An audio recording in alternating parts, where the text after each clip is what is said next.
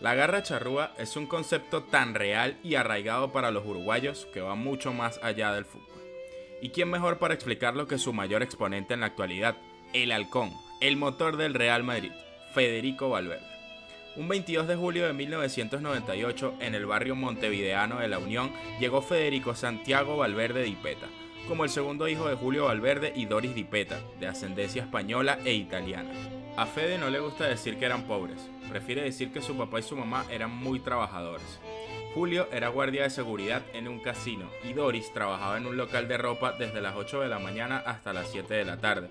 También vendía ropa y juguetes en ferias callejeras. Fede cuenta que siempre estaba con un carrito que llenaba de cajas y cajas donde guardaba la ropa que tenía que doblar al final de cada día una y otra vez.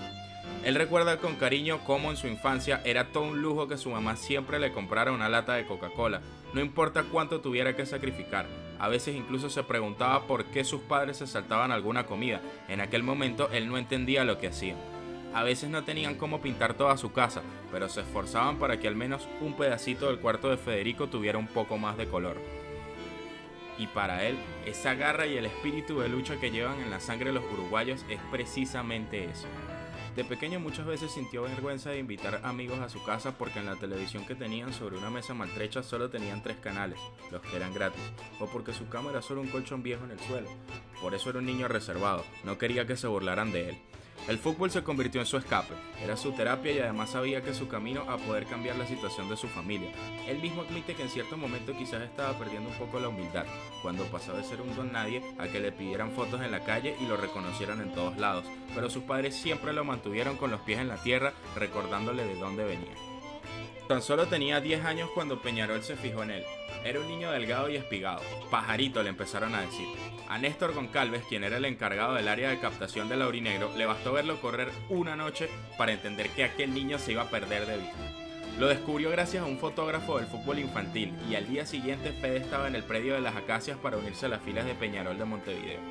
Deslumbró a todos con su talento. Sabían que tenían un diamante en bruto. Pero no todo fue color de rosa para el uruguayo en sus comienzos. Las complicaciones llegaron cuando cumplió 14 años y pasó de jugar fútbol 7 al fútbol 11. El físico le estaba pasando factura, sus compañeros se hacían más grandes y él era muy pequeño. Perdió el puesto en el equipo titular de la séptima división. Llegó a frustrarse tanto que durante un viaje a Brasil para un torneo juvenil llamó a su madre diciéndole que quería regresar a Uruguay porque no jugaba.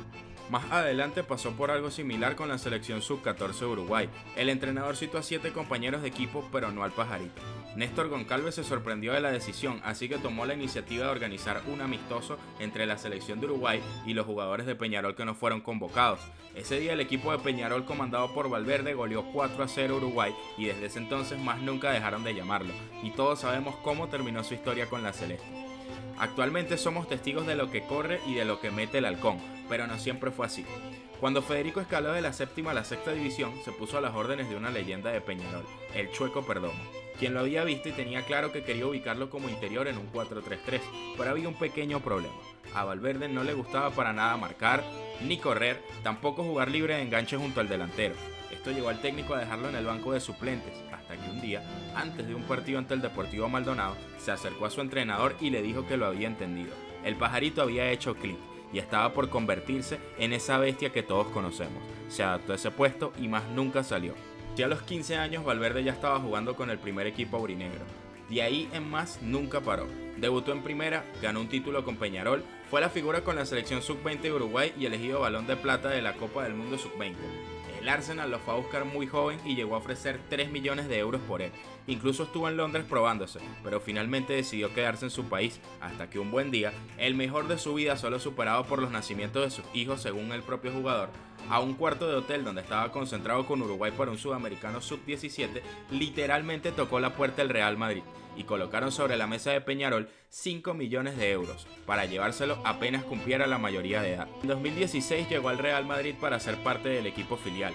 Su buen rendimiento llevó al Real Madrid a cederlo a un club de primera división para que pudiera tener minutos de más exigencia. El Deportivo La Coruña lo recibió en préstamo para la temporada 2017-2018. Jugó 25 partidos y dejó buenas sensaciones en Galicia a pesar de que el club perdió la categoría. El pajarito estaba listo para unirse definitivamente al primer equipo del Real Madrid.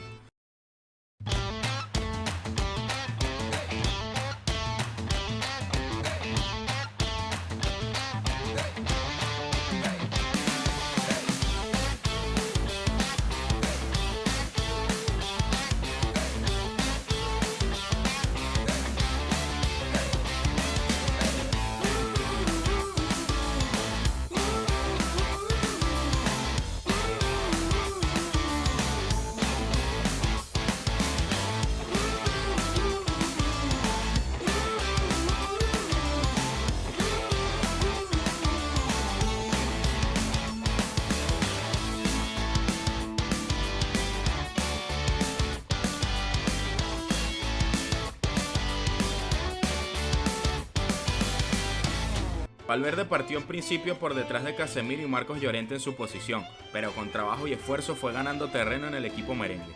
La Supercopa de España de esa temporada citó en la final al Real Madrid con el Atlético en el derbi, y Valverde fue clave con un gran partido, pero sobre todo una entrada sobre Álvaro Morata que le valió la expulsión, pero salvó al equipo merengue de un gol y terminó levantando el título.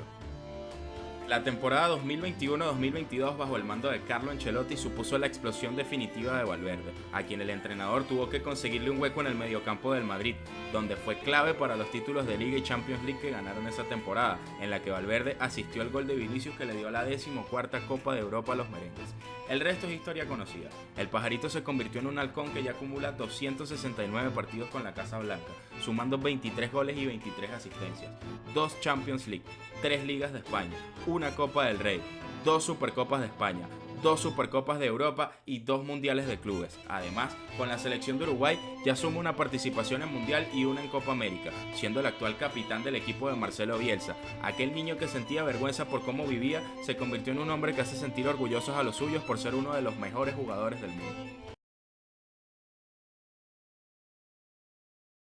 Y ahí te das cuenta de que tu vida no es realmente tuya en el fútbol, sobre todo cuando sos joven. Te sentís más bien un rehén, hasta tus padres se vuelven rehenes. El fútbol es un escape para tener una vida mejor, especialmente para nosotros en Sudamérica, y los buitres lo saben, y te ponen presión de una manera amable. Federico Valverde, el pajarito que no quería correr, por eso aprendió a volar y voló hasta la cima del fútbol.